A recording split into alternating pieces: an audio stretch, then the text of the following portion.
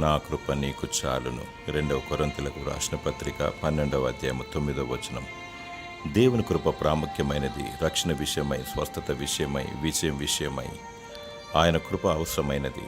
దేవుని ఉచితమైన మహాకృప ద్వారా రక్షింపబడిన మనము విశ్వాస జీవితంలో విజయం పొందుటకు కూడా దేవుడు కృపను చూపుతాడు. దేవుని కృప పాపము ఒప్పింపచేయును, పశ్చాత్తాపము దయచేయును. దేవుని కృప పాపము చేయకుండా చేయును. దేవుని కృప నీకు స్వస్థత లభించినా లభించకపోయినా గట్టి ధైర్యమును, నిరీక్షణను కలిగించును. అక్రమముగా జీవిస్తూ పాపానికి తావిస్తూ దేవుని కృప ద్వారా నేను పరిశుద్ధినిగా మార్చబడతాను అని భ్రమపడి నీకు నీవు సమర్థించుకొనకూడదు. ఆయన నోట నుండి ఉమ్మివేయబడిదవు.